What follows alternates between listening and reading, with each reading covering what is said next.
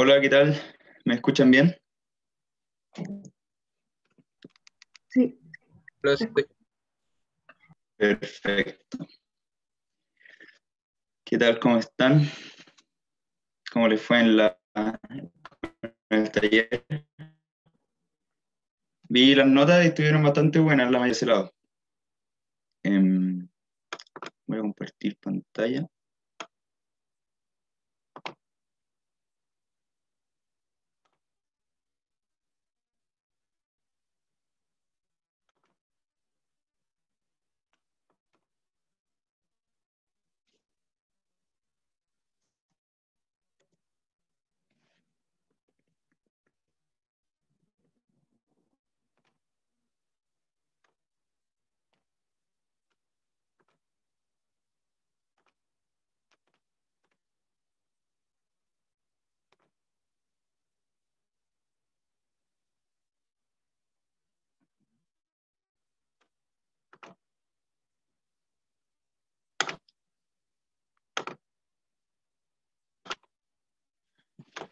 Ya.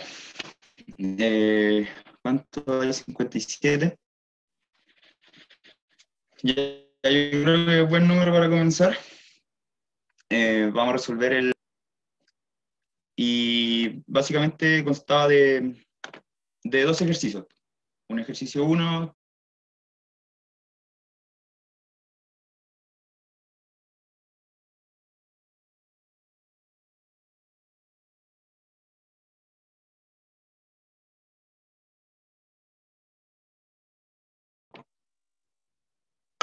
O se me cortó, no sé. A mí también se me cortó. Ya, bueno, pensé que... Bueno, no sé qué pasó, como que se me cortó y ahora volví a entrar. Ya, pero aquí estamos de nuevo. Eh, vale. Ya, por el chat me preguntan una duda. El ejercicio del módulo 2 está hecho para que en un día normal realizarlo en uno de los dos módulos. Profe, creo que las actividades están pensadas como para hacerlas en los dos módulos, ¿cierto? las actividades sí en dos módulos. Los talleres es un módulo, sí, y las actividades dos, pero justo hoy, como no podemos hacer evaluaciones, vamos a partir con una parte hoy y la otra el jueves, pero van a tener esencialmente el enunciado disponible, o sea, van a poder trabajar todos estos días, no hay problema. Pero en régimen normal debiese ser dos módulos para las actividades prácticas. Ya, perfecto. Y ahora sí, que no sé por qué me votó, pero ahora eh, volví. A ver.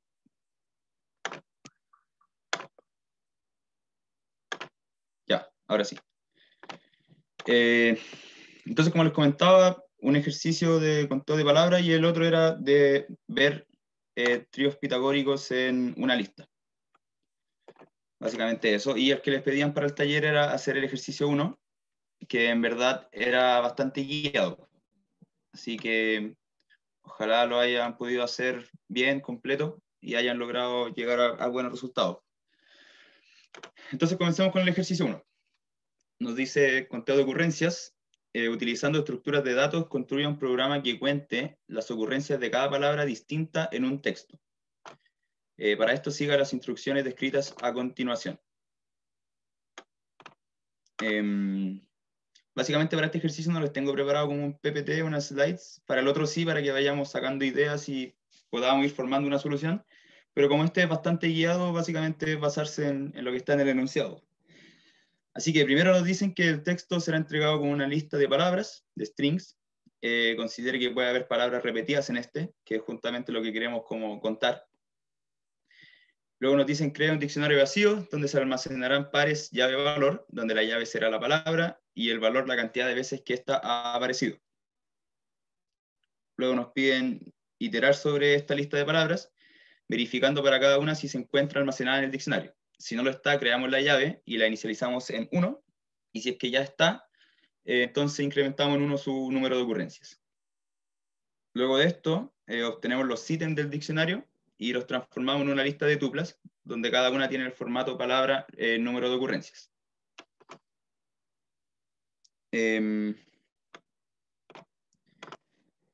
Y finalmente, hacer todo lo anterior en una función que reciba la lista de palabras y que retorne la lista de tuplas con el formato que nos pidieron. Y después nos colocan un ejemplo de ejecución de lo que debería ser nuestro programa. Entonces, básicamente, hagamos lo que nos dice el enunciado. ¿Ya? Primero creemos una función. ¿Cómo se llama la función? Calcular ocurrencias. Calcular ocurrencias, que va a recibir una lista de palabras. En este caso le puse el nombre de palabras a esa lista que va a recibir. Como nos dice el enunciado, primero creemos un diccionario vacío. Le vamos a llamar conteo de palabras. Ahí creamos un diccionario vacío. Voy a ver el chat. Ah, no, están hablando de otra cosa. Ahí creé el diccionario vacío, tal como me lo pedían. ¿Sí? La idea de este diccionario es que va a guardar llaves valor, donde la llave va a ser la palabra y el valor va a ser el número de ocurrencia.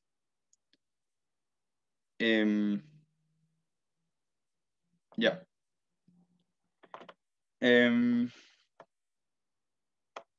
Luego, nos piden iterar sobre la lista de palabras, verificando para cada una si esta se encuentra ya almacenada en el diccionario. Si es que no lo está, entonces creamos el par llave valor, y si es que ya está, entonces simplemente aumentamos en 1 su número de ocurrencias. Entonces iteramos sobre las palabras, ya, por palabra en palabras, voy a iterar por las palabras que están en la lista de palabras, y voy a verificar la condición que me piden.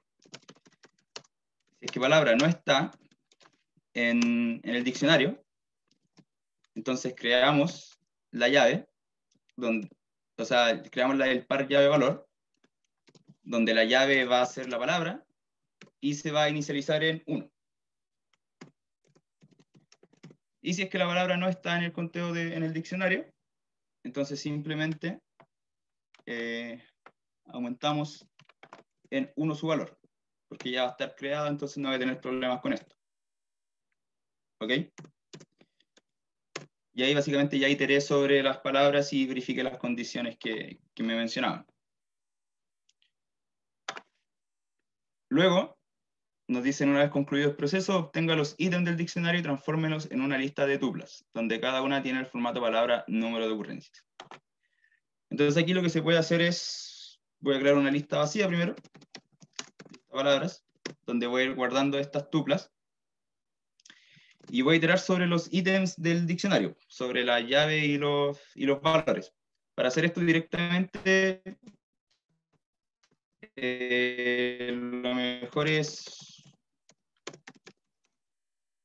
por palabras en diccionarios, que básicamente este método items lo que va a hacer es que podamos iterar sobre tuplas que tienen justamente la llave y el valor de esta. Ya en el fondo esta palabra va a ser una key del conteo de palabras y la ocurrencia va a ser su valor. Sí, voy a tener los dos de una. ¿Ya? Entonces itero sobre los keys y sobre los valores, y voy a ir añadiendo a la lista la tupla que tiene la palabra y sus ocurrencias, ya, para tener el formato que me piden. Y finalmente retorno esta lista. ¿Ya? Y ahí estaría básicamente una idea de lo que les pedían. ¿Alguna pregunta con esto?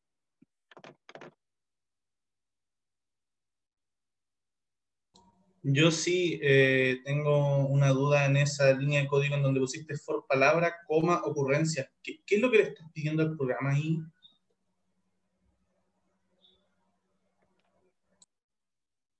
Básicamente acá conteo palabras ítems que contiene la llave y el valor. ¿Ya? Entonces, básicamente acá palabra lo que va a hacer tomar el valor de la llave, y ocurrencias tomar su valor, el valor de esa llave. ¿Sí? Ya me quedó claro. Vale. Una pregunta, ítems no arroja solo los valores de la llave. No, eso es keys. ¿Sí? No, pero aquí se arroja las llaves. No arroja los valores, sí. Por eso, Ítems keys arroja arroja los- las llaves y values los valores. Mientras Ah, que ya, ítems, perfecto. ambos, ¿cachai? Tanto las llaves con su valor. ¿Y te la arroja como una tupla? Claro, sí. Ya, perfecto, gracias. Y por eso yo lo puedo desempaquetar en palabras y ocurrencias, pues, ¿cachai? Porque las tuplas se pueden como desempaquetar simplemente colocando comas, ¿cachai? Sí, perfecto, muchas gracias. Por ejemplo, aquí, para que lo vean más visual, test.items. Ahí si se dan cuenta tiene justamente lo que les dije como un iterador, una lista que contiene tuplas, donde está la llave y su valor. Ya eso hace ítems. Mientras que keys solamente tiene las llaves, que en este caso es 1, y values, simplemente los valores, que en este caso es el string hola. ¿Ya? Eso para que lo puedan ver de manera más visual.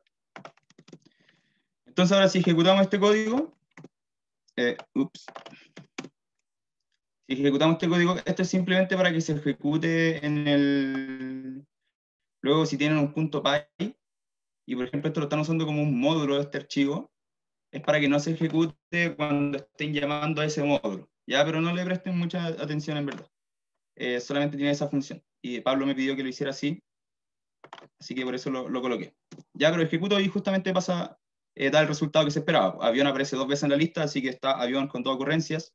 Perro aparece 1 vez, gato 2 y edificio 1. Así que esa es básicamente la solución del ejercicio. ¿Alguna consulta?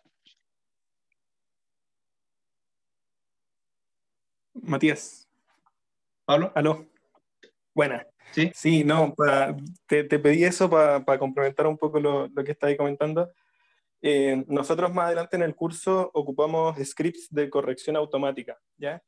Entonces nosotros importamos las tareas de los alumnos y las ejecutamos directamente, al importarlas, se ejecuta lo que está dentro del punto .py.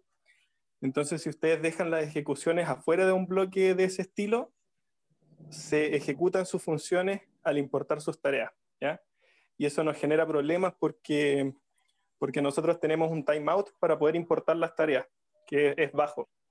Entonces, cuando importemos los laboratorios o quizás las actividades que tengan cosas que se ejecuten y demoren más de, no sé, 10 segundos, puede que no logremos importar sus tareas y el script les pondría un 1 y al final siempre tenemos problemas con eso. Así que preferí como decirle a Matías que ahora, aunque no es tan importante que lo hagan ahora, pero que lo tengan presente y que ojalá se acostumbren de las ejecuciones, ponerlas dentro de bloques de ese estilo para evitar problemas. Eso. Perdón, pero ¿qué hacía eso que yo no entendí muy bien? En el fondo lo que hace es Lo que que hace es que... ese bloque... Dale, Pablo. Dale tú no, dale tú no. Ya.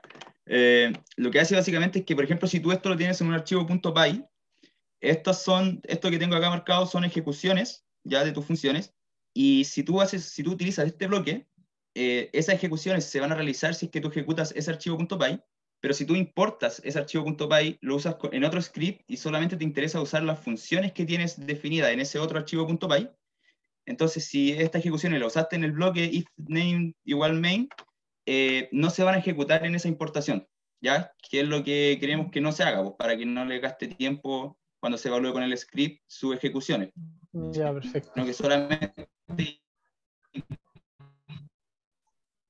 importen las funciones y eso se utilice cuando se importen sus archivos y cosas de ese estilo. Ok, gracias. Creo la función afuera y después en ese if name le pongo todos los que son las llamadas. ¿Eso? Exacto. Todas las ejecuciones las hacen dentro de un bloque if name igual main. ¿Se me escucha un poco cortado o se escucha bien ahora?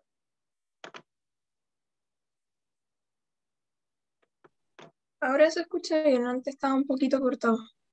Ya, a ver, voy a parar la cámara igual para estar menos banda de ancha. Ya, sorry. Ojalá se escuche mejor ahora. Este Jupyter no lo han subido al Silos, no, todavía no. Después de la ayudantía lo vamos a subir. Y lo hacemos siempre en una celda distinta a las ejecuciones. En una celda, es que en este caso es el Jupyter, entonces claro, ahí podemos hablar de celdas, pero en el punto .py simplemente haces if name igual main y dentro colocas todas tus ejecuciones. ¿Sí? Eso, perfecto. Ya, entonces tenemos eso. Ahora, quizás mejorando un poco esto, y enseñándole igual cosas nuevas que después les pueden servir. Si se dan cuenta acá quizás este else es un poco innecesario, porque cuando la palabra no está en el diccionario, yo podría asignarle el valor 0 y luego sí o sí, siempre, para todas las palabras, sumarle 1 a su contador. ¿Ya? Entonces, podría ahorrarme un poco de líneas, ese else quizás no es tan necesario. Podría iniciar el valor de todas las palabras en 0 y siempre sumarles 1. ¿Ya? Si es que no está, la inicializo en 0 y después le sumo 1. Y si es que ya está, no va a entrar a este if y simplemente le va a sumar 1. Entonces me ahorro un poco ese else. Y otra cosa también que podríamos hacer es crear esta lista usando lo que se llama listas por comprensión, que por generalmente se usan cuando uno crea una lista vacía y después hace un for y va agregando elementos a esa lista, como hacerlo todo en una sola línea, que se puede hacer de esta manera.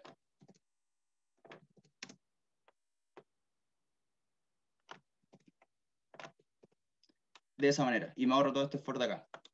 Ya esto es lo que se llama lista por comprensión. ¿Sí? Aquí este for como que lo hago dentro de la lista que voy a crear, hago el for correspondiente, y estos son los elementos que se van a ir añadiendo. Ya también puedo colocar acá unos if o else si es que es necesario. Para cosas más complicadas ya ahí es mejor hacer simplemente los for tranquilos y ordenados, pero si quieren ahorrar un par de líneas y hacerlo todo más directo, pueden usar este recurso de acá. Y ahí también estaría correcto. ¿Sí? ¿Alguna pregunta con esto?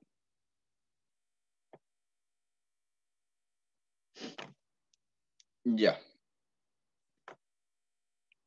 Y otra mejora que podría hacérsela, un poco pequeña, pero sí un poco más eficiente, es que si se dan cuenta, yo siempre que creo una llave, siempre quiero que se inicialice en 0.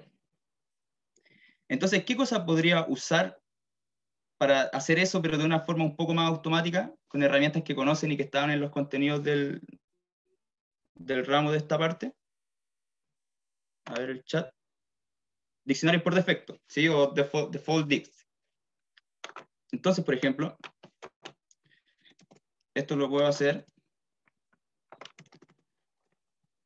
from collections, import default dict. Entonces, usando default dict, yo conteo palabras, voy a crear como un default dict donde se va a inicializar en 0. Ya si yo coloco int dentro del default dict, quiere decir que cuando yo cree una llave, cuando yo llame una llave, automáticamente se va a crear con valor 0. Ya, entonces aquí puedo no necesitar este if y de inmediato sumarle 1. Ya, porque aquí cuando llame al diccionario con la llave, si es que no está creada, la va a crear automáticamente con un valor inicial de 0 y luego le va a sumar 1. Si es que ya está creada, entonces simplemente le va a sumar 1. ¿Sí? Esa es una ventaja que pueden dar los default dict en este caso. Y otra cosa más que podríamos hacer también es que en vez de hacer esta lista, yo simplemente podría aplicarle, transformar este ítems y aplicarle list para transformarlo en lista. Y como habíamos visto, no sé si borré la celda, sí la borré, pero el ítems como que me retorna un view object que se llama, que básicamente es una lista con tuplas, donde la tupla contiene la llave y el valor. Y eso es justamente lo que queremos. Pues entonces simplemente en este caso podríamos aplicarle lista a eso y así nos va a transformar esto en lista con el formato que justamente queríamos. Y aquí está un poquito más eficiente. En verdad la complejidad no aumenta en ninguno de estos casos, pero sí es quizá un poquito más eficiente y en términos de línea y es más compacto y se ve como más Pythonico. ¿Ya? Así que eso. ¿Alguna duda con alguna parte de estas mejoras o de la solución como en general?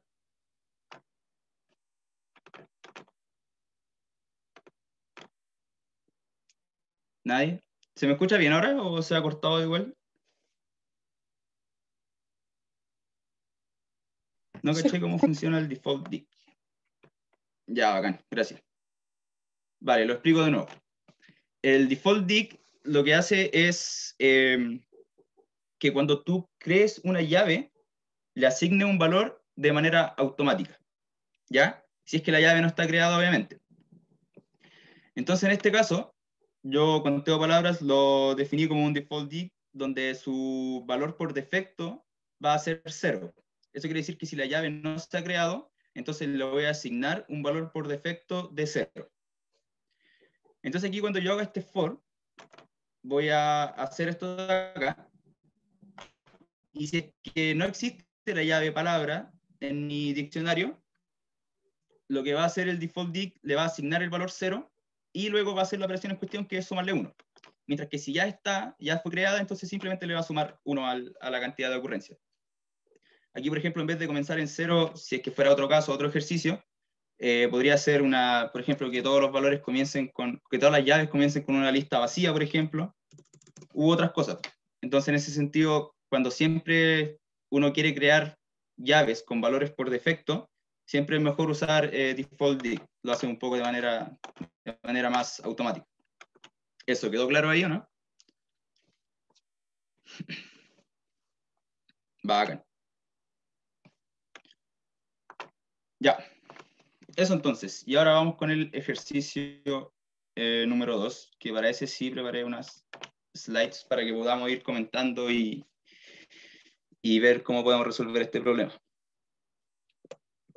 Entonces el ejercicio 2, bueno, ahí está el enunciado, pero básicamente se traduce en encontrar tríos pitagóricos en una lista de números naturales. ¿Ya? En resumen, es eso lo que le están pidiendo. Le dan una lista con números naturales, tenemos que hacer una función que nos retorne una lista de tuplas, donde las tuplas van a ser estos tríos que cumplen la condición de que sean tríos pitagóricos. Entonces les dicen que no lo hagan probando todos los posibles tríos, que es una manera, yo creo, bastante directa y que todos pensaríamos al principio de hacerlo, no tan complicada, pero ineficiente. ¿Ya? Y si bien nos dicen que no lo hagamos, quizás pensando en esta solución por fuerza bruta, podríamos entender qué mejoras se podrían hacer y qué cosas estamos haciendo de manera ineficiente. Entonces, si lo hacemos por fuerza bruta, básicamente sería como hacer 3 for, ¿sí? Tomar todos los tríos posibles, tomar el elemento, elevarlo al cuadrado, tomar el otro elemento, elevarlo al cuadrado, tomar el otro elemento, elevarlo al cuadrado, y preguntarse si es que la suma de 2 es igual al otro valor, ¿ya? En este caso tengo que hacer 3 condiciones, porque no necesariamente están ordenados de mayor a menor ni nada. Entonces tengo que verificar las 3 condiciones, ver si es que la suma de 2 da el otro valor. Y si es que sí, entonces agrego el trío pitagórico, y si es que no, seguimos. Pues en este caso no se cumple ninguna, así que seguimos. Y voy aumentando el k en este caso hasta el final. De nuevo tomo el otro valor, el 6 ahora, lo elevo al cuadrado, me preguntan las mismas 3 condiciones, en este caso no se cumple, y seguimos. El k va aumentando hasta el final. De nuevo tomo el valor, lo elevo al cuadrado, me pregunto las condiciones, en este caso no se cumple, y seguimos. Y cuando el k ya llegó hasta el final, aumento el j y sigo haciendo lo mismo con el k. Ya en el j entonces tomo el valor, lo elevo al cuadrado, ahora con el k va a ser el j más 1, tomo el número, lo elevo al cuadrado, me pregunto las condiciones, en este caso no se cumple, y seguimos. Así lo mismo, hasta que el j va a llegar al final, elevo al cuadrado, me pregunto, en este caso no se cumple, y aquí ahora aumento el i, y vuelvo a hacer totalmente lo mismo que estábamos haciendo. ¿Ya? Tomo los valores, lo elevo al cuadrado, me pregunto las 3 condiciones. En este caso no, entonces seguimos. Por ejemplo, acá ya encontramos un trío pitagórico. ¿Sí? El 3, 4, 5. Se cumple la primera condición. Así que lo guardamos y seguimos hasta el final. ya que ahí es donde ya verificamos todos los tríos. En este caso no se cumplen las condiciones, así que terminamos. Entonces aquí yo les pregunto, ¿qué ineficiencia encuentran que hay en esa forma de resolver el problema?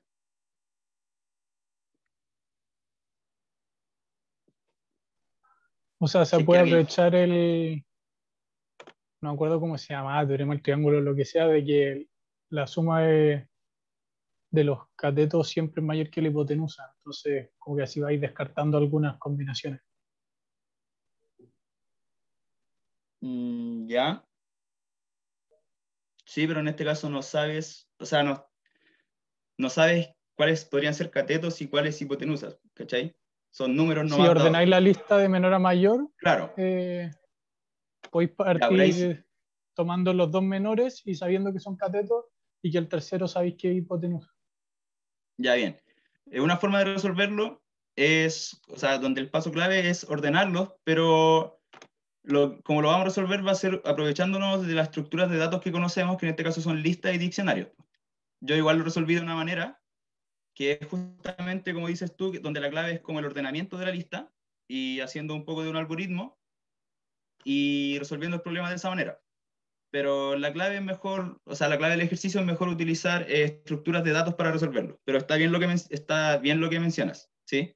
Esa podría ser una buena forma de abordarlo. Ya alguien menciona que se prueban muchas combinaciones, que es orden n cubo.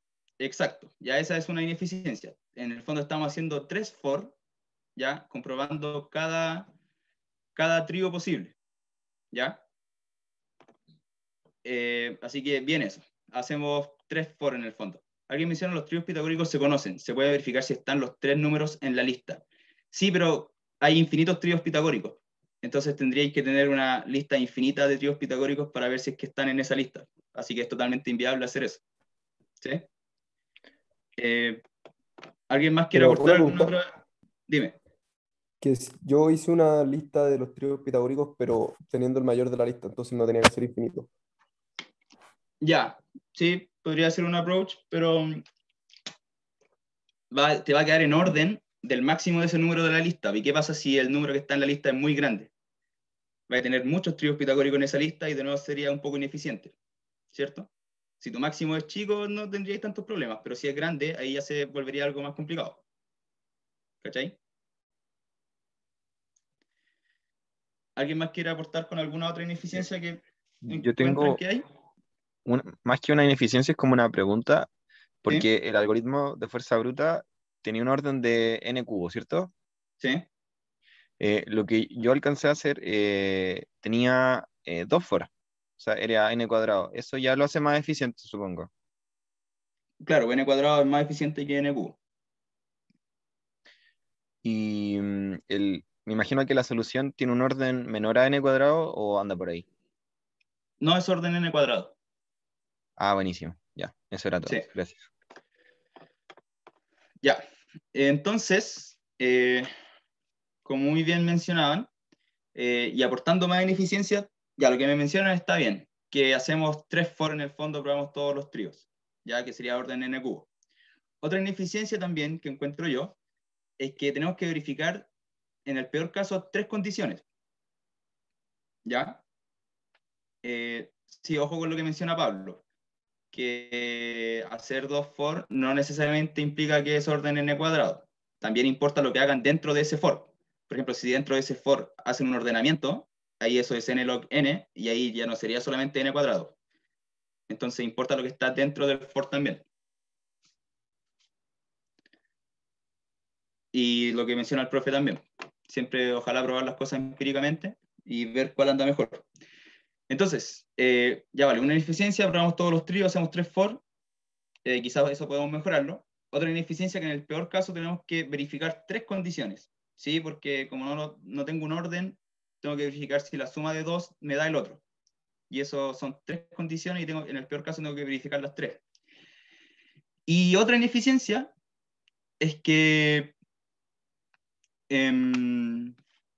siempre repito operaciones en el fondo en que calculo el cuadrado de números que ya había calculado con anterioridad.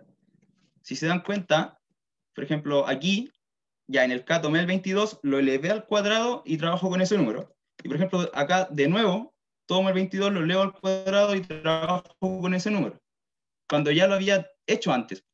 Entonces también es complejo, es una ineficiencia eso, ¿ya? Que son las que tenemos básicamente acá. Entonces ahora les pregunto, ¿cómo podemos abordar estas ineficiencias? Pensemos primero en la 1. La 2 y la 3 quizás están un poco más relacionadas, pero pensemos en la ineficiencia que tengo numerada como 1. ¿Qué se le ocurre?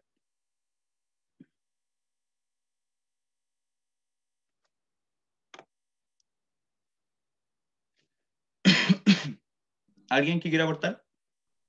Dejar asignado al cuadrado en un diccionario. ¿Cómo? Como que hacer un diccionario con cada número y su cuadrado, para no hacer el cálculo todo el rato. Ya, sí. Por ejemplo, acá en el chat también dicen trabajar con una lista de los cuadrados, trabajar con los cuadrados directamente. Muy bien. Y el diccionario también lo vamos a ocupar en este caso, pero va a ser primordialmente para otra cosa. Pero también lo vamos a ocupar.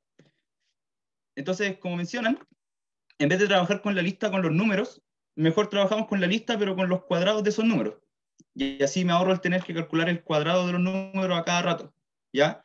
Y simplemente tengo que verificar si siguiéramos haciendo con la fuerza bruta, simplemente tendría que verificar si la suma de los dos dan el otro, ¿ya? Pero obviamente no vamos a hacer eso.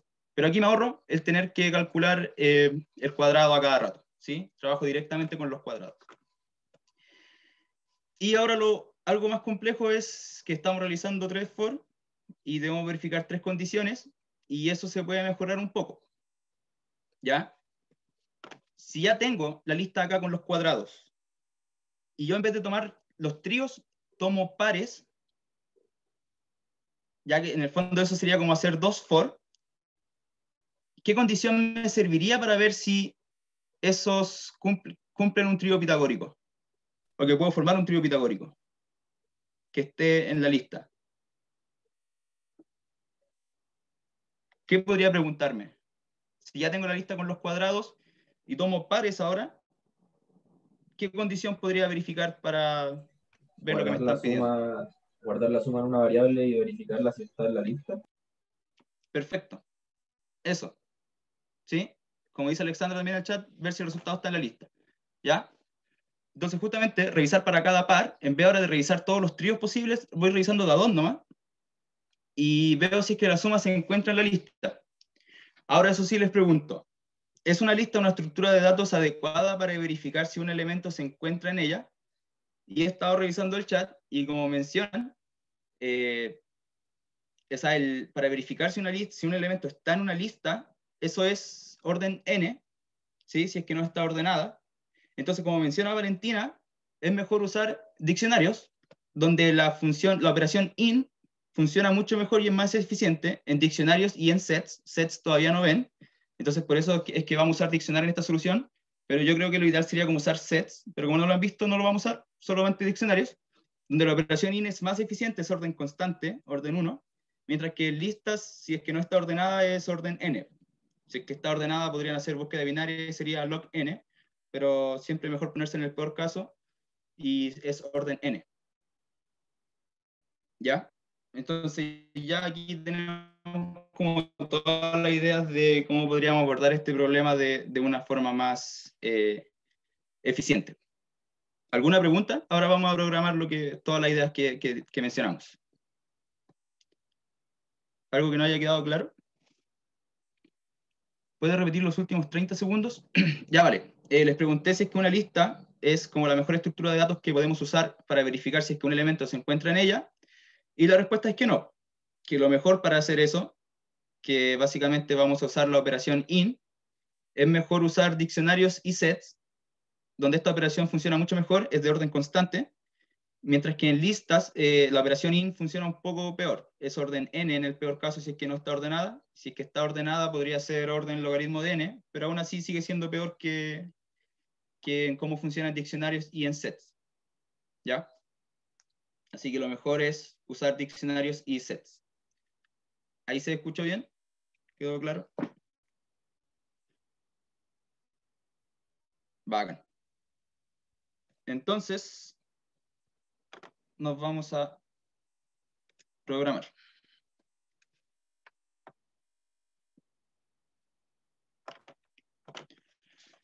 Ya, entonces definimos nuestra función, que es suma cuadrados, se llamaba así, y que va a recibir una lista de números.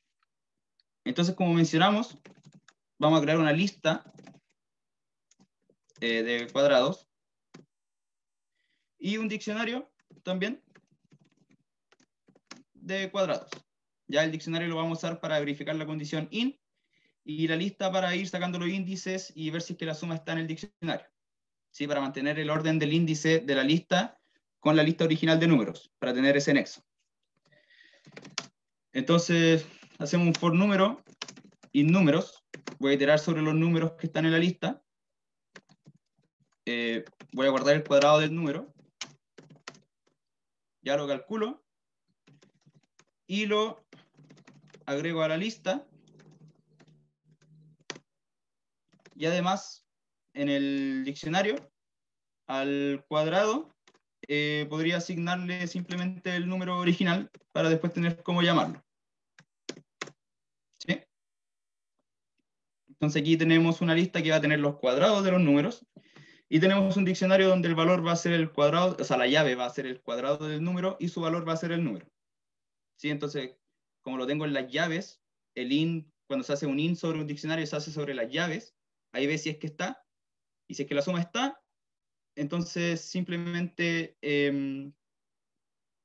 llamo al número que es el valor de esa llave para tenerlo. ¿Puedo elevar al cuadrado dentro de la append? Lo otro es no hacer esto y hacer el número al cuadrado, sí, pero tendrías que hacerlo, en verdad es súper poco lo que cambia. Tendrías que hacerlo acá y acá. Entonces simplemente lo hago de la otra forma para ahorrarme tener que hacerlo dos veces, sino que hago el cálculo una vez nomás y luego lo coloco el número ya calculado en ambas partes, ¿cachai? Solo eso. Ya vale. Tenemos eso entonces. Entonces ahora, para hacer el for, voy a obtener la cantidad de números que hay, que lo puedo calcular del len de la lista original, ¿sí? En la cantidad de números que hay en la lista, el largo de la lista. Voy a hacer una lista tríos, donde voy a ir guardando los tríos pitagóricos en forma de tuplas. Y ahora comenzamos a iterar. Y como mencionamos, solamente vamos a ver los pares, vamos a tomar pares de estos números, de estos cuadrados, y vamos a ver si es que su suma se encuentra en el diccionario.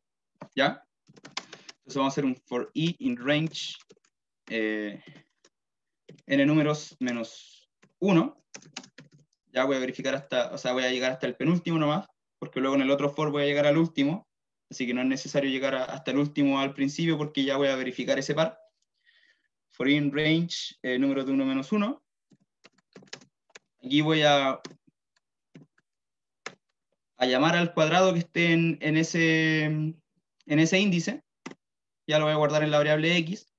Las tuplas no son con paréntesis, sí, pero al final las vamos a guardar en ese formato. Si es que cumple la condición de que la suma está en el diccionario, entonces a los tríos en el append le damos la tupla. ¿Ya? Ahora simplemente estamos haciendo un for. En la variable x voy a guardar el cuadrado que tenga el índice y. Después voy a hacer un for j in range. Va a ser del i más 1 hasta n números. ¿Ya?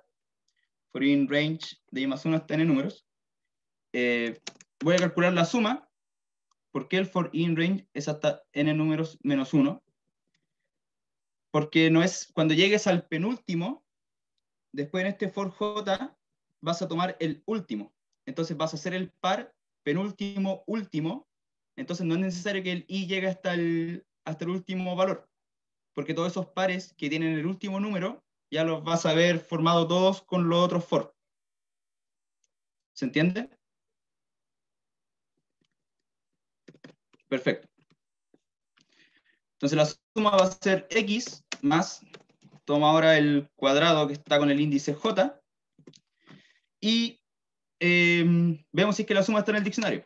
Entonces si suma está en el diccionario de cuadrados, si es que está, Entonces agrego la tupla, que acuérdense que aquí no podemos trabajar con lista cuadrados porque eso contiene los cuadrados de los números. Yo necesito los números, esos son los tríos pitagóricos, pero como tengo una relación 1 a 1 entre los índices de lista cuadrados y de números, entonces un valor del trío va a ser números del índice I, el otro va a ser números del índice J, y para llamar al de la suma, como lo tenía guardado en el valor del diccionario, entonces simplemente lo llamo de ahí. También podría calcularlo como la raíz de la suma de los cuadrados de estos dos, pero como ya lo tenía guardado, simplemente lo llamo con su llave. Ya lo tenía asignado en el diccionario. Pero el penúltimo no es hasta n números menos 2. No, acuérdate que el range siempre parte en 0 y llega hasta el número que le des acá, menos 1. ¿Sí? Por ejemplo, si n números es 10, entonces range de n números va a ir de 0 a 9. ¿Cachai?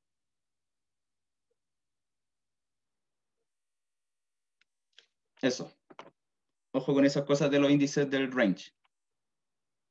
Ya en este caso, como acá le puse n números menos 1, justamente el range, como mencionas, va a llegar hasta el n números menos 2. Ese va a ser el último valor de ahí, que es tal como mencionas.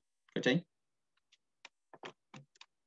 Y con eso lo tenemos todo listo. Y ahora finalmente retornamos la lista en cuestión, con las tuplas de los tríos pitagóricos. Eso, ¿alguna pregunta, algún paso? ¿Algo que no haya quedado claro? Disculpa, como que yo no te caché muy bien como todo el algoritmo, o sea, entiendo como el paso a paso, pero no entiendo como la idea del algoritmo detrás. Ya. La idea básicamente es ver si es que la suma de los dos números al cuadrado está en un diccionario donde están los cuadrados de todos los números. ¿Ya? Esa es básicamente como la forma de evaluar si es que hay un trío pitagórico. ¿Sí? Sí. Entonces, para no tener que calcular los cuadrados a cada rato, en vez de trabajar con los números originales y estar elevándolos al cuadrado a cada rato, trabajo directamente con sus cuadrados. Entonces, por eso hacemos una lista y diccionarios con sus cuadrados. Y para ver todos los pares, todas las sumas posibles, hacemos estos dos for, ¿ya? Que básicamente van a ser todos los pares posibles de estos cuadrados. Y si es que suma, se encuentra dentro de todos los cuadrados que hay formados por esos números, es decir, que existe un valor tal que la suma de esos dos al cuadrado te da el cuadrado de otro, que es justamente la condición que pedían, que es del trío pitagórico. Entonces agregamos esos valores a la lista que tenemos que entregar. ¿Cachai? Ya, sí, ahora te cacho. Ya, gracias. Esa es básicamente la idea de todo el algoritmo. Al final igual terminas teniendo 3 for, pero no es lo mismo a que esté uno dentro del otro. ¿Esa es la diferencia? No estamos haciendo 3 for. Estamos haciendo solo 2 for en este caso. No, O pero sea, arriba tienes claro, uno para ordenar. Sí, pero este es solamente, lo que importa son los for anidados, en este caso, en este Ya, ejercicio. esa era mi pregunta. ¿Sí? Ya, ok. Claro, porque esto es orden n, ¿cachai? Y esto de acá es orden n cuadrado. Entonces, prevalece el que tenga mayor orden en el fondo. ¿Sí? Sí, gracias. Ya. Si por ejemplo acá le metiera otro for, donde dentro de ese for hiciera operaciones muy básicas, entonces ahí sería orden n cubo. Si además dentro de ese for le pido que haga cosas más complicadas, entonces la complejidad aumenta todavía aún más. ¿Ya? Y ahí tendríamos la función ya programada. El if que nos dijeron para correr las funciones, ¿cuál era? Esto que está acá. El if name igual main. De hecho, lo voy a colocar acá igual.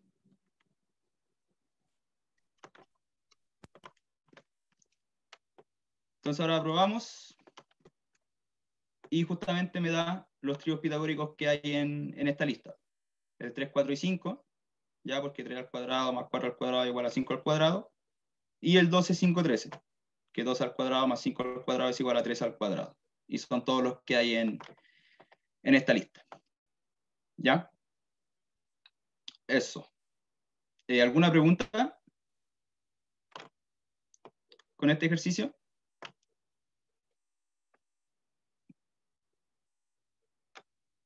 ¿No? Matías. Ya, ¿sí?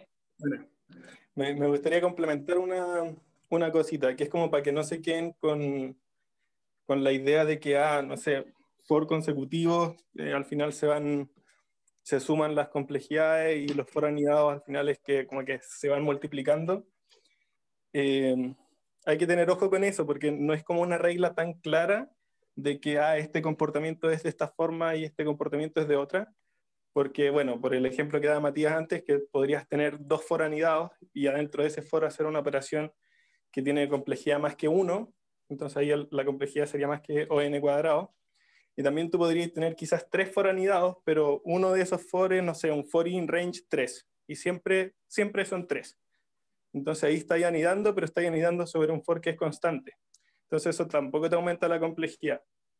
Entonces como para hacer esa distinción de que no necesariamente los for anidados implican que se va como aumentando el orden de complejidad, y tener fors consecutivos no significa que no la estáis aumentando.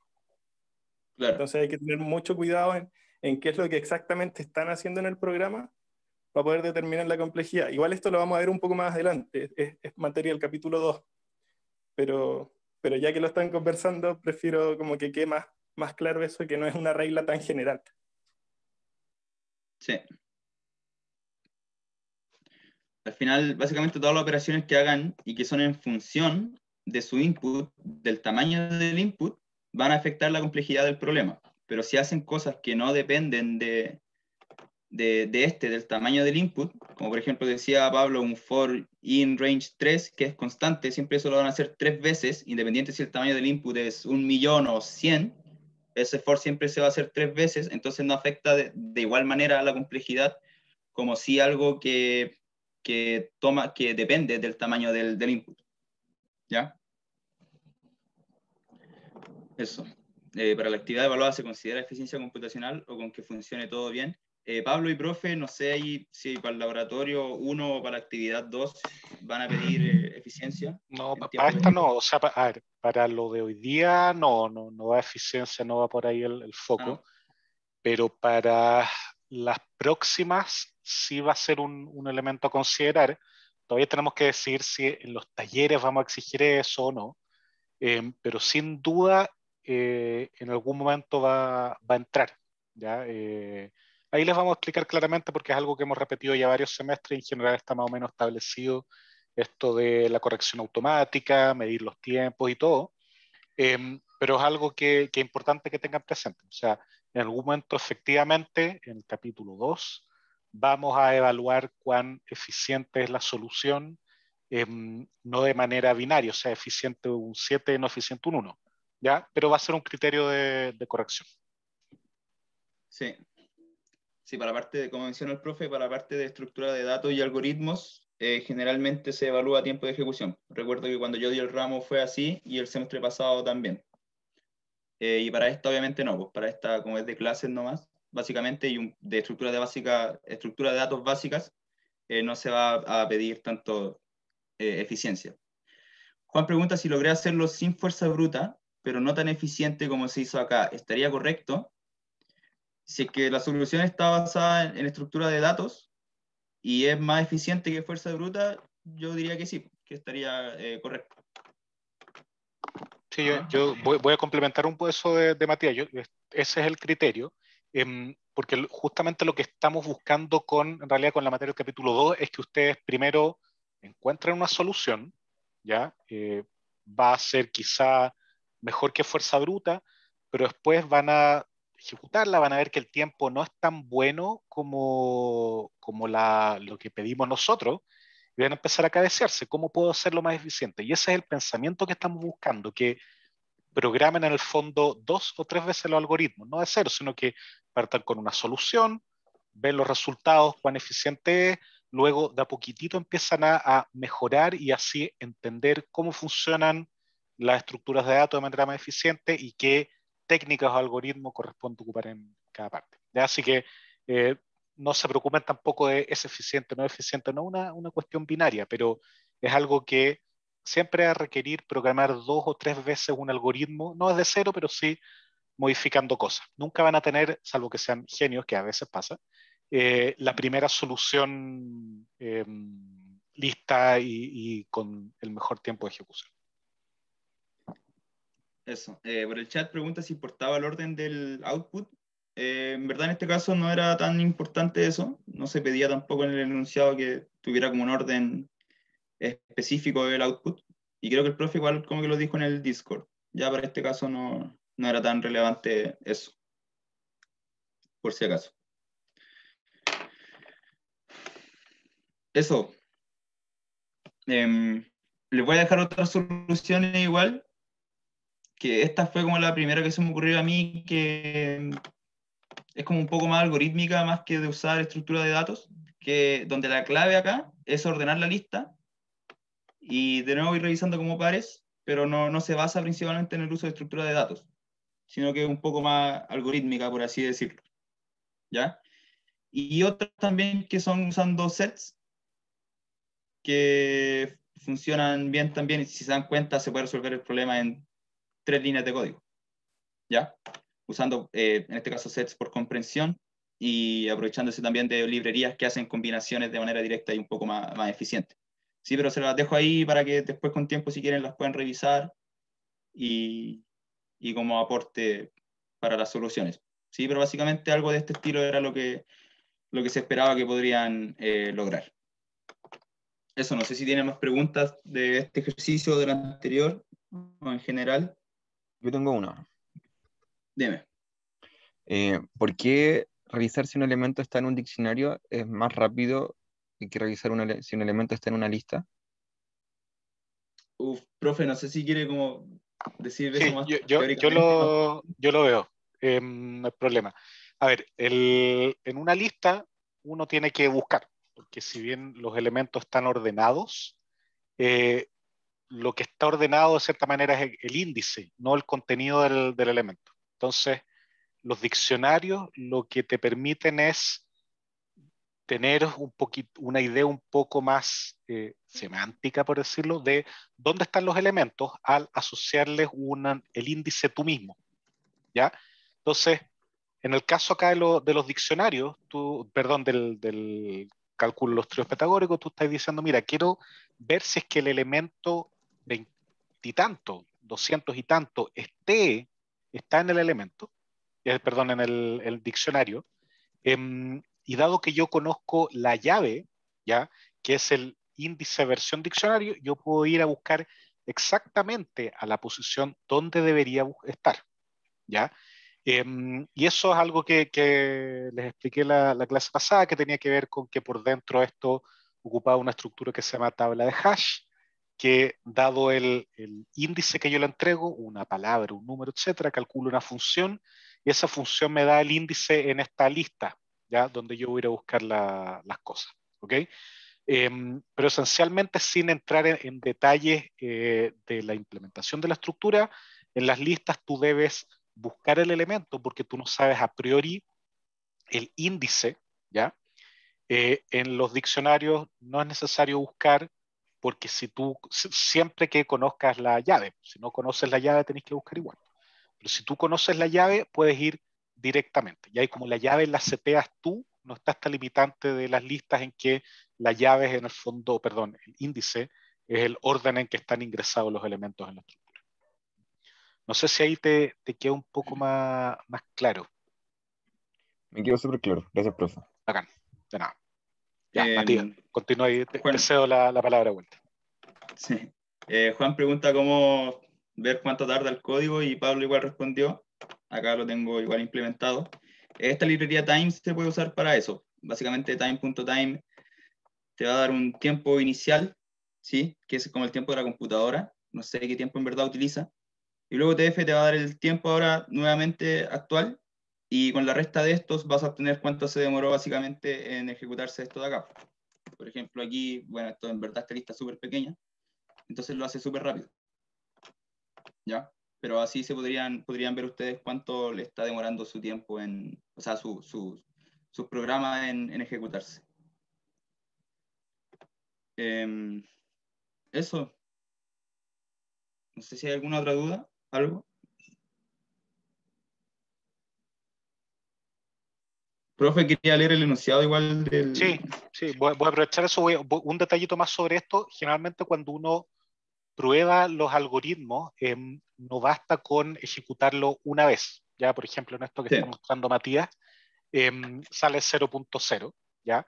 Si yo agrando el tamaño de la lista, seguramente va a crecer el tiempo. Ya, arbitrariamente, no, aunque lo haga a mano Matías ahora, nunca vamos a llegar a algo más que 0.0, tendría que ser algo muchísimo más grande.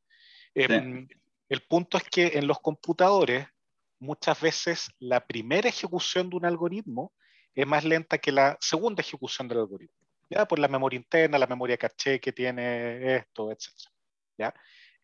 Por lo tanto, cuando ustedes prueben para el siguiente capítulo sus algoritmos, lo ideal es que lo pongan, por ejemplo, como va a hacer acá Matías, números aleatorios y ejecutar muchas veces esto, medir el tiempo total y después dividir en la cantidad de veces que se ejecutó, ya para tener el tiempo promedio de ejecución que es más representativo del tiempo real que se demora algo. ¿Ya? Nosotros hacemos eso cuando evaluamos los algoritmos, tiramos muchas instancias a resolver, calculamos el tiempo promedio y sobre eso calculamos. ¿Ya? Andrés pregunta si reiniciar el kernel sirve para ver eso. Son dos cosas distintas en realidad, porque trabajan a nivel de abstracción distinto en un computador. Una cosa es el kernel, que es del lenguaje, y otra cosa es la memoria caché, que es algo de hardware del computador. ¿Ya? Podría eventualmente tener que ver cuando el kernel está muy saturado, muy ocupada la memoria interna, pero en general no. ¿Ya? Sí es buena práctica cada vez que yo voy a ejecutar algo que va a tomar un tiempo razonable o requiere mucho cómputo, reiniciar el kernel. Es una buena práctica, no hay problema, con el fin de ver los mejores resultados posibles. ¿Ya? Pero no es algo que sea exactamente eso o que esté principalmente relacionado.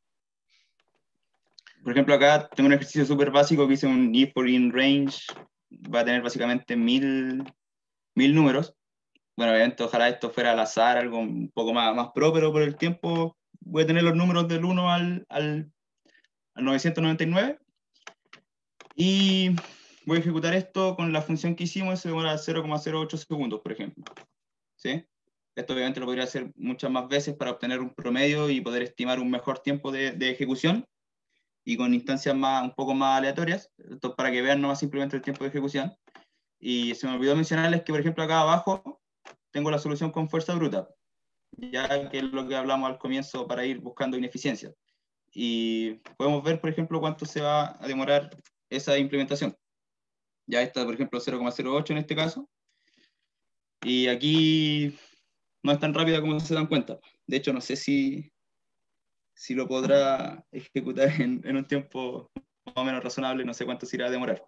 Sí, pero por ejemplo ahora sigue ejecutando y todavía no llega el resultado, mientras que la otra la hizo en 0,08 segundos. ¿Se dan cuenta la diferencia?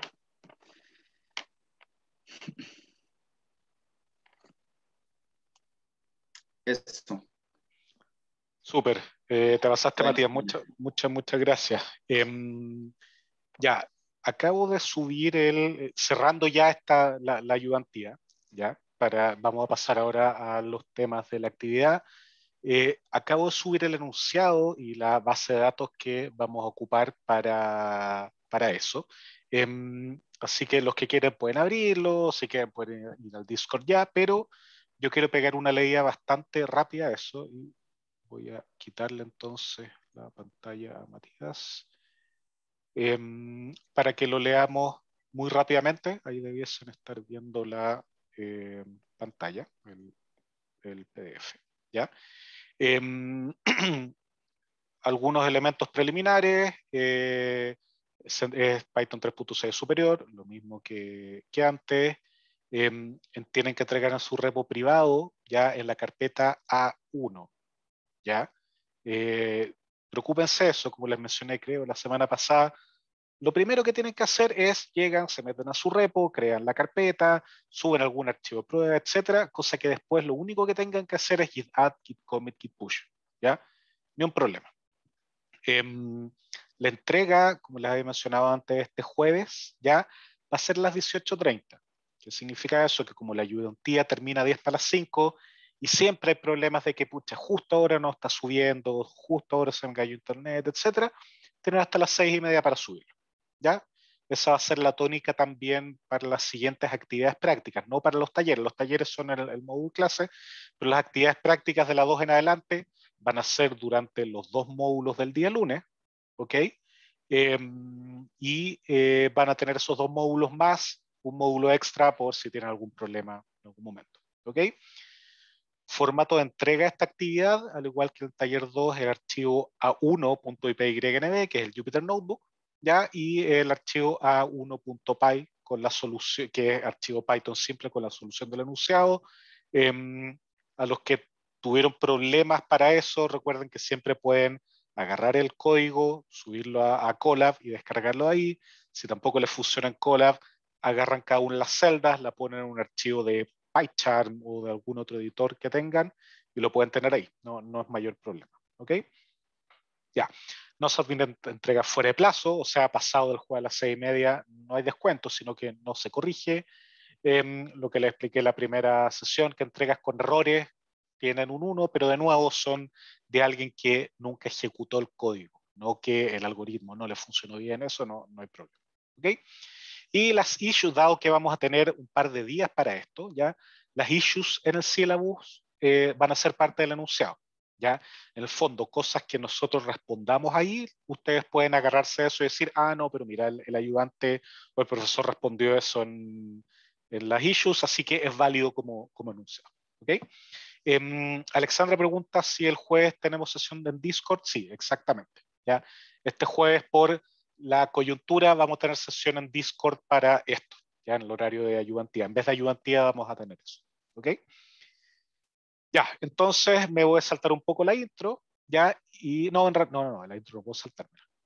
Perdón, no hay que ver. Ya, entonces, el enunciado es así, con el fin de practicar las técnicas de programación orientada a objetos y de estructura de datos básica. En esta actividad deberá modelar las entidades presentes en una base de datos de películas y las relaciones entre estas entidades. ¿Ok? Luego deberán cargar los elementos de la base de datos en los objetos, ¿ya? Que modelaron mediante clase, y luego analizarlos con el fin de responder algunas preguntas. ¿Ok? Entonces, un primer elemento, la descripción de los datos, es un archivo que ya está subido en el syllabus con extensión JSON, ¿ya? Es la base de datos conocida como UIS, que es información pública, ya no es nada que yo haya preparado especialmente, que consiste en información básica de películas estadounidenses extraídas de Wikipedia, ¿ya? Los datos se encuentran en un archivo en formato JSON que puede ser abierto y manipulado utilizando la librería JSON de Python, ¿ya? Si lo prefieren, para no tener que, por temas de tiempo, para no tener que revisar tanto el funcionamiento o utilizar otras funcionalidades de la librería, que no es obligatorio, ¿ya? Pueden utilizar las siguientes 3 líneas de código, ¿ya? Import JSON, luego el with open, el nombre del archivo, movies.json. Si va a estar en una carpeta distinta a la donde tienen el archivo de Python, tienen que poner ahí la carpeta donde, ¿ya? Tienen que identificar que el archivo está codificado como UTF-8, entonces with open, bla, bla, bla, as movies file, con eso abro el archivo, y luego creo un objeto movies, ¿ya? Que va a ser cargado con la librería JSON, yo le digo load y el archivo, ¿ya? Ojo que uno no le entrega el nombre del archivo, sino que uno debe abrir primero el archivo, ¿ya? Se queda abierto en un objeto de Python, el objeto file, que en este caso se llama movies file, y luego ese objeto archivo se lo paso a la librería JSON, ¿ok? Y luego en el objeto movies, ya va a estar almacenado los datos. ¿En qué formato? Diccionario, lista, etcétera. Va a depender de los datos, ya eso es algo que ustedes tienen que hacer. De hecho, acá pongo explícitamente, quizá lo he puesto en negrita porque es importante. Para cumplir las misiones de esta actividad es responsabilidad de ustedes explorar inicialmente el contenido del archivo y familiarizarse con el formato en que está almacenada la información, ya sea abriendo el archivo movies.json con otro programa, con un editor de texto, o explorando lo que hay en este objeto movies. Es importante que ustedes vean cuál es el formato. Acá no les describimos el formato. Ya ustedes tienen que verificarlo. Sebastián pregunta, ¿en Colab se usan las mismas líneas de código? Es exactamente lo mismo. Piensen en Colab, que es el mismo Jupyter Notebook, pero corriendo en la nube en vez de en el computador de ustedes, ¿ya? No hay diferencia. Puede haber eventualmente diferencia en que uno es Python 3. Algo y el otro 3. Otra cosa, pero son cosas menores que no debiesen afectar. ¿Ok? Entonces, bueno, después de ese preámbulo, vamos a las 3 misiones que tiene esta actividad, ¿ya? Profesor, Sí, por favor, dime. una pregunta que yo para poder usar esas 3 líneas de código y abrir el archivo, tengo que primero de GitHub guardar el archivo movies a alguna carpeta de mi computador. Exactamente. Si lo vas a hacer en tu computador, descargas, puede ser haciendo el git pull o bajando el archivo directamente del syllabus y lo pones ¿Ya? en la carpeta que a ti te parezca más cómodo. En general es fácil trabajar con la carpeta, con el archivo en la misma carpeta donde tú tienes el archivo de Python, ¿ya? Y ahí debiese funcionar sin ningún problema. Es una librería que viene en, ¿cómo se llama esto? En Python. No tienen que instalar nada extra, ¿ok? Perfecto, gracias. Y un detalle que me agarro tu comentario, es importante que obedezcan esto de acá, quizá también debía haberlo puesto en negrita. No se debe subir ningún otro archivo a la carpeta cuando lo suban a su repo, ¿ya? El archivo .json no tienen que subirlo, ¿ok? Así que tengan ojo cuando vayan a subir esto, cuando hagan el git add, pongan el git add del a1.pynb y el a1.py, ¿ya? No hagan git add punto porque si no van a agregar el archivo de la base de datos. No queremos que suban ese archivo de la base de datos. Eso, si lo hacen, va a generar descuento por formato. Ahora, si lo llegan a hacer, basta que, tal cual como le ha pasado otras veces con los archivos de Checkpoint, vayan al repo, lo borren y listo, ¿ya? Así que tengan ojo con eso porque después complica bastante la corrección porque hay que descargar el archivo grande, etc. ¿Ok? Profesor, perdón, Sí, no caché dime. esos 2 archivos que sí hay que subir. ¿Cuál es la diferencia del .py notebook y el .py no? Ah, ya, mira, esto ustedes seguramente, y nuestra recomendación, es que van a estar trabajando con el archivo .ipynb, ¿ya? Que es el de Jupyter Notebook, ¿ok? Y ese lo suben. Además, nosotros les pedimos que por motivos de corrección automática o verificación de copia, cosas así, ¿ya? Que además nos entreguen el mismo archivo pero en formato .py, ¿ya? Generalmente, salvo algunas actividades, nosotros vamos a corregir el .ipynb, ¿ya? Pero en otras ocasiones vamos a trabajar con este de acá. Entonces lo que tienen que hacer ustedes es en el Jupyter Notebook poner file, export, si no me equivoco, y de ahí poner .py, lo mismo en Colab, Ya. algo así, ¿ya? Pero no es que tengan que reprogramar todo, sino que exportar el archivo Jupyter Notebook a este formato .py. Pero no, Ok. no es más que eso. Gracias. De nada. Ya. Y bueno, y ahí Pablo dio O sea, hay que subir lo que uno programa en los 2 formatos. Sí, en los 2 formatos, o sea, el .pynb y el .py, los dos. Tiene que ser la misma solución en el fondo, ¿ya? Pero tienen que subir ambos archivos, no uno u otro, ambos. Ya, a ver, Pablo había puesto, ¿dónde vi por acá? Ah, ya, pueden tener un archivo .gitignore como él les explicó en el tutorial de Git. Ya eso también es útil porque uno marca al tiro qué tipos de archivos no quiere que se suban. Así que les recomiendo eso si quieren automatizar un poco. María Gracia pregunta, ¿puede explicar cómo solucionar el error 500 para rescatar del Jupyter? Sinceramente no tengo idea cómo solucionarlo porque es un error bien particular. Podemos seguir viéndolo en Discord a ver si se puede. Mi recomendación es que cuando tengan errores de ese tipo, que no son, entre comillas, por culpa de ustedes, porque en el fondo es que hay algo mal instalado o hay algo que de verdad ustedes no tienen cómo controlarlo, mi recomendación es ponerse un parche o hacer un bypass en el fondo. Ah, mira, lo subo al Colab y de Colab lo descargo como .py o algo así, ¿ya? Hasta que tengan más tiempo para solucionarlo. En particular, el error 500, yo la semana pasada revisé, no encontré ninguna evidencia sistemática de cómo solucionarlo, dependía de cada uno de los casos. Yo optaría por eso, revisar si encuentro una solución rápida online y si no, buscar otro mecanismo, porque muchas veces es súper complicado encontrar la solución a estos problemas y uno pierde más tiempo en eso que programando. Así que mi recomendación, María Gracia, es que trates de bypassearlo, subiéndolo a cola o algo por el estilo, y cuando tengáis tiempo, ahí te puedes meter un poquitito más a buscarlo, y bueno, de todas maneras, si tú quieres pasar alguna sala de atención en Discord para verlo, no hay problema. ¿Okay? Ya, vamos entonces, misión 1, como les mencionaba, esta actividad tiene 3 misiones, ya cada una con 2 puntos. La misión 1 es la modelación de entidades y se refiere a que en base a la estructura de los datos almacenados en el archivo, deberán utilizar conceptos de programación orientada a objetos para modelar al menos 3 entidades y las relaciones entre ellas. ¿Ya?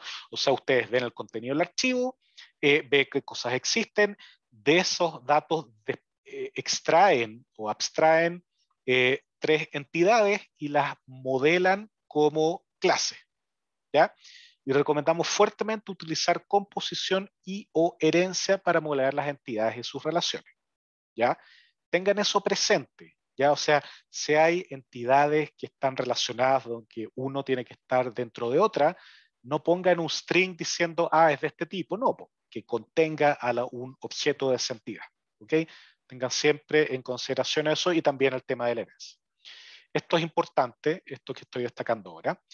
No está permitido incluir información agregada en las entidades, es decir, valores calculados que no se encuentren descritos de manera explícita en la base de datos. ¿Ya? Por ejemplo, inventando otra base de datos, una base de datos de jugadores de fútbol, etc. Si yo tengo en mis datos cada gol metido por cada jugador de fútbol, en este caso no sería válido que dentro de un campo de la clase jugador haya un número entero que almacena la cantidad de goles metidos. Eso no está permitido, no queremos valores agregados. Lo que sí estaría permitido es incluir atributos que capturen las relaciones entre entidades. Por ejemplo, si yo tengo una entidad jugador de fútbol y una entidad gol, sí puedo tener una lista dentro del jugador donde estoy indicando cada uno de los goles que él anotó. ¿Ya? Entonces, hay una distinción clara. Valores agregados, calculados, no van a poder guardarlos en los objetos. ¿Ya? Listas y cosas por el estilo, no hay ningún problema. ¿Okay? Porque eso en el fondo, esas listas u otros están modelando la relación entre las entidades. ¿Okay? ¿Y por qué? Porque luego esos cálculos los vamos a enfrentar en la misión 3. ¿Ya? Entonces, bueno, esa es la misión 1, modelación. ¿Ya? Ver los datos, extraer o abstraer las entidades y modelarlas con concepto de programación orientada a objetos. La misión 2 es tomar los datos que están en este archivo y cargarlos en objetos que se basan en las clases que ustedes crearon. ¿Ya? Entonces, una vez modeladas las entidades, deberán extraerlas del archivo y cargarlas en los objetos, creando y respetando las relaciones existentes en los datos. ¿Okay? De cierta manera, lo que le estamos pidiendo es que los mismos datos que están en este archivo, ustedes los traspasen y estén almacenados en la memoria del computador como objetos que están relacionados entre ellos. Considere el uso de estructuras de datos adecuadas para almacenar juntas todas las entidades del mismo tipo. ¿Qué significa eso? Que ustedes pueden, por ejemplo, todos los jugadores los pueden guardar ya sea en una lista o en un diccionario, y lo ideal es que ustedes tengan presente o tengan en consideración cuál es el más adecuado para almacenarlo. Ya lo mismo con los atributos internos de las clases. Al igual que en la misión anterior, no está permitido incluir información agregada de las entidades, es decir, valores calculados, bla, bla, bla. ¿Ya? Entonces, les repito, no guarden cosas que no están en los datos. ¿Ya? En los datos que hay, ciertos atributos de las películas, actores, etc., pero no hay cálculos agregados de lo que hay. ¿Okay?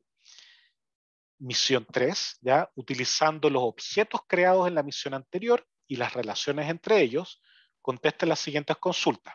Cada una de estas consultas debe ser encapsulada en una función que debe recibir como parámetros los datos necesarios para generar la respuesta. ¿Ya? O sea, la consulta 1 de la misión 3 le tienen que estar encapsulada completamente en una función. Pónganle el nombre que quieran. ¿Ya? Consulta 1. ¿Ya? Lo que sea. Pero todo el código para responder a esa consulta tiene que estar en una función. ¿ok? Y el requisito es que esa función de recibir como parámetros los datos necesarios para responder a la consulta, ¿ok? Dicho de otra forma, no queremos que las consultas ocupen variables que hayan sido definidas afuera de la función y que no hayan sido pasadas como parámetros. ¿Ya? Uno muchas veces hace o ejecuta la mala práctica de definir variables que son como globales y después ocuparlas dentro de la función. No queremos eso. Lo que se ocupa en la función es lo que se le entregó como parámetro y ya está, no hay más. ¿Okay?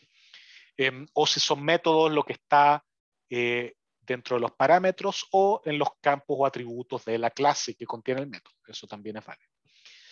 Las consultas a realizar son las siguientes y tengan en consideración que cada consulta tiene el mismo puntaje, por lo tanto cada una de estas 4 tiene 0,5 puntos. ¿Ya? Entonces les pedimos encontrar los 5 géneros de películas más populares, ¿ya? Eso significa que tengan la mayor cantidad de películas. Encuentren los 3 años con más películas estrenadas. Encuentran los 5 actores con la trayectoria más larga, es decir, con mayor cantidad de años actuando, ¿ya? No la mayor cantidad de películas. Y la 4, encuentre el reparto de una película que se haya repetido completo en otras la mayor cantidad de veces. ¿Ok? Son 4 preguntas que ustedes pueden responder en base a las relaciones. Hay algunas, en mi opinión al menos, van en orden creciente de dificultad, ¿ya? Que debiesen ser capaces de responderlas con los datos. Mi recomendación es que lo que aparece acá, realizar la misión 3 en conjunto con la 1 y eventualmente con la 2 también. Van a tener que estar verificando los datos. ¿Ok? Con el fin de agregar a las clases comportamientos, métodos adecuados para facilitar la respuesta a las consultas. ¿Ya? O sea, no esperen hasta llegar a la misión 3 para estar modificando los objetos. Hagan al mismo tiempo la 1 y la 3, cosa que les salga más o menos directo y no tengan que rehacer código. ¿Ok? Eso, bueno, lo siguiente es la política de integridad académica, que es importante, pero ustedes ya la conocen, así que no tengo para qué repetirla. ¿Ya? No sé si hay alguna duda antes de pasar al recreo y después a Discord. Profe, ¿qué hay que hacer en la última consulta? La última consulta dice el reparto de una película, ya, o sea, los actores de una película que se hayan repetido completos en otras películas la mayor cantidad de veces. Por ejemplo, la película A tuvo 3 actores y esos mismos 3 actores actuaron juntos en otra película distinta, a pesar de que haya habido más actores, pero esos 3 estuvieron. Eso significa que ahí ya al menos hay 2 películas con el mismo reparto. Entonces yo quiero encontrar el reparto que tuvo la mayor cantidad de veces repetido en distintas películas. No sé si te queda un poco más claro. Me quedó claro. La otra pregunta, ¿estas consultas hay que hacerlas con objetos o nosotros vemos cómo las hacemos? O sea, a ver, los datos van a ser los objetos que ustedes crearon, eso sin duda. ¿Ya? O sea, esta misión desde ese punto de vista viene posterior a la modelación, ¿ya? En el sentido de que ustedes no pueden responder esto sin haber hecho alguna modelación. Ahora, si las funciones que implementan las consultas están metidas o no dentro de objetos o clases, va a depender de cómo modelaron ustedes. ¿Ya? Ustedes podrían crear una clase respondedor de consulta, donde un método es la consulta 1, otro la consulta 2, o cosas por el estilo. ¿Ya? Lo que yo les recomiendo es que traten de hacer los cálculos apoyándose en las clases, ¿ya? Y siempre pensando qué clase es la que tiene la información. Por ejemplo, la clase sobre reparto, que tenga información del reparto, debería ser la clase película. Cada película debiese eventualmente saber qué reparto tuvo. ¿Ya? Entonces, hagan las preguntas a las entidades que tienen la información adecuada y de esa manera las entidades se van a ir comunicando entre ellas para extraer la información. ¿Okay? Gaspar pregunta, entonces, ¿se considera reparto desde 2 o más actores? Es una súper buena pregunta. No veo limitación. Sí, hagámoslo de esa manera. Voy a cambiar el enunciado y lo voy a dejar explícito desde 2 o más actores, porque si es una, en realidad se presta para calcular el actor que actúa en más películas, que no es lo mismo, y eso no corresponde. ¿Ya? Entonces, ahora, ojo, que si eso solo sería válido si es que en una película el reparto solo incluye un actor, ¿ya?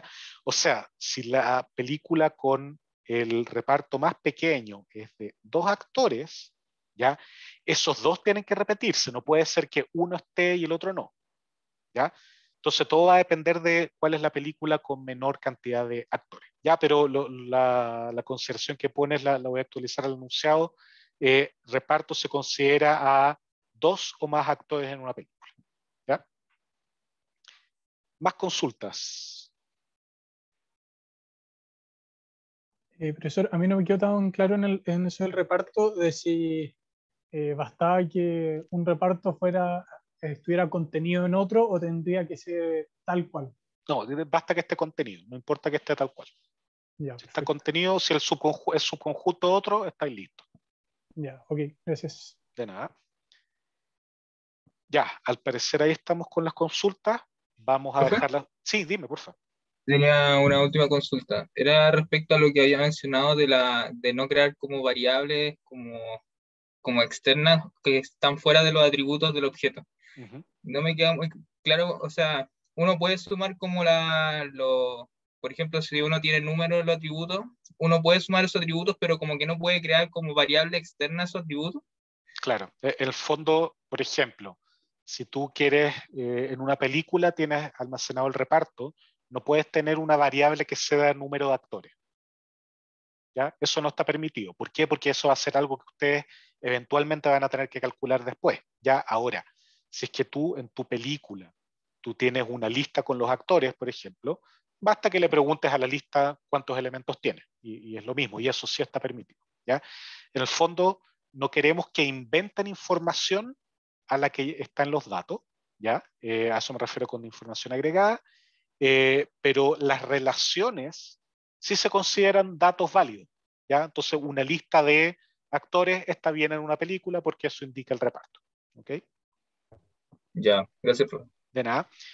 José Pablo pregunta, ¿la trayectoria de la carrera de un actor es año de última película actuada o menos años su primera? Sí, en el fondo no es hasta el día de hoy, es primera vez que actuó, última vez que actuó, la diferencia entre esos dos es la trayectoria. Ya, eso, dejemos hasta acá la sesión para que tengan unos minutos para descansar. Nos vemos a las 3:30 en Discord. Nos vemos, chao, chao.